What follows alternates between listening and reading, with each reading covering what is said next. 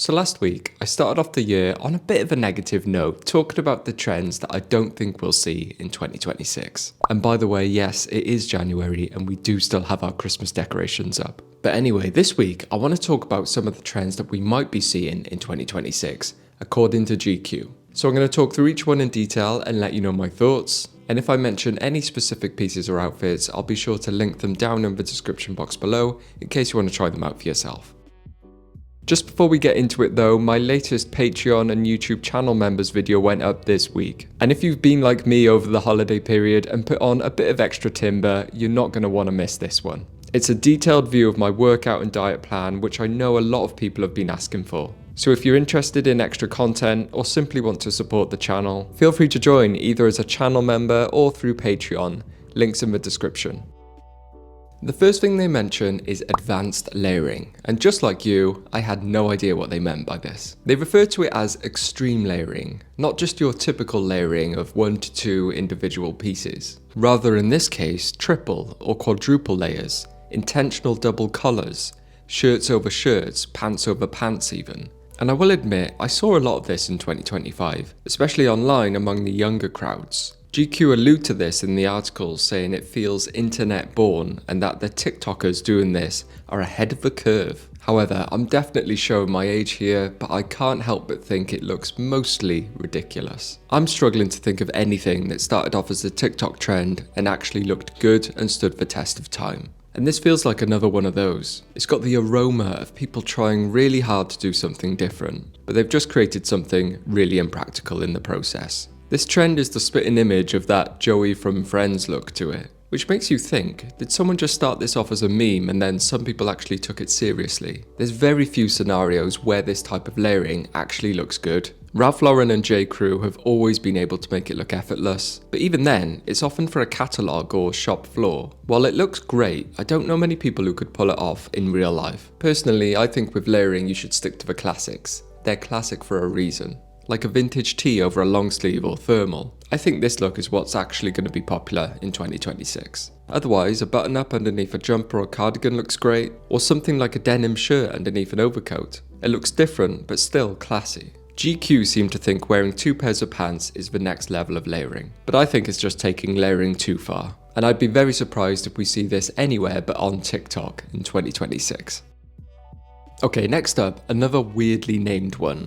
Detention core prep. Essentially, this is tailoring but with some intentional sloppiness. For example, a half-tucked shirt, a popped-up collar, a preppy sweater thrown casually over the shoulders. They call it detention core because it's kind of like a rebellion against the more rigid styling we'd usually see in tailoring. Things you'd see the naughty kids do in school, which is a really weird thing to talk about in men's fashion. Especially if you were never at a school that required a uniform. But I get it, and to be honest, this doesn't seem like anything new to me. The blend between streetwear and tailoring has been huge for a number of years now. And it's already captured that rebellious vibe that GQ are talking about, with people wearing their shirts and trousers a lot more casually, and the rise of things like loafers paired with jeans, which is now a pretty standard look. I really like this kind of style, especially when it looks natural and practical. I will say that French tucks and popped up collars in particular can look a bit contrived sometimes, but I've seen far worse things in fashion. And little touches like this can add a bit of personality and edginess to an otherwise basic outfit. Overall, I agree with GQ on this one, but like I said, that's only because I think it's already being done. You can't really go on Instagram or TikTok nowadays without seeing an outfit like this, which is great. Next up, a trend name that I can finally understand. GQ think big or wide shoulders are going to be popular in 2026, but not the kind you might think. Typically with wide shoulders, I imagine blazers with those large shoulder pads, really sharp, pointy, rigid shapes. But the prediction for 2026 apparently is more of a soft shoulder, still wide and excessive, but more relaxed I guess. Think 80s Miami Vice type tailoring.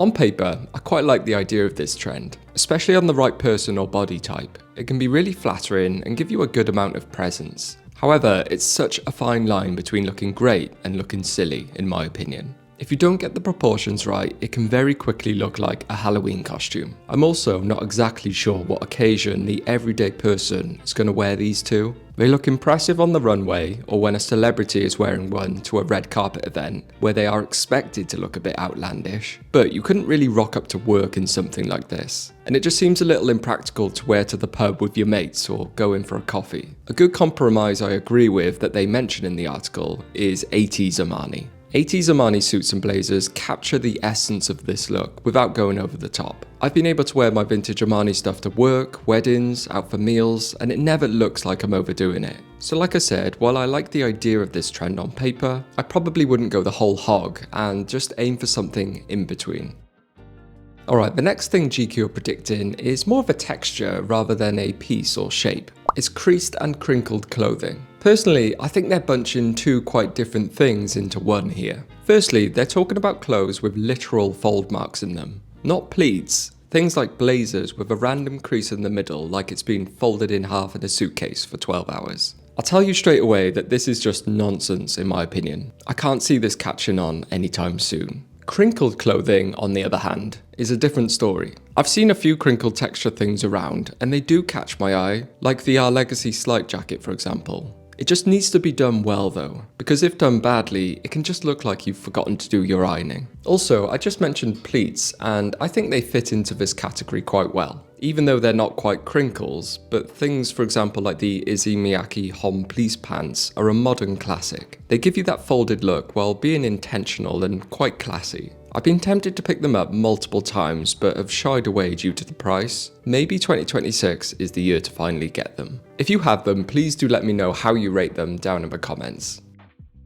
The next big thing for 2026 apparently is power clashing. Again, I didn't know what they meant by this at first, but I think they're referring to the clashing of big bold colours in your outfits. Essentially colour blocking, but with intentionally bright colours I guess. I'm on board with this one. Being able to incorporate bold colours into your outfits is more difficult than it sounds, because if you get it wrong, it can cheapen the whole look. Minimal and muted colour palettes have definitely dominated menswear for a good number of years now. But yeah, I've started to see people become a bit more experimental, maybe not as in your face as they're describing in GQ, but just something small like brightly coloured socks or a patterned accessory can have a real impact. It's a good way to elevate your otherwise basic outfit. Like a lot of things in this list, I probably wouldn't go knee deep on huge pieces of loud contrasting colours, but incorporating a bit more flavour is a welcome change, so I can definitely see this one coming true in 2026.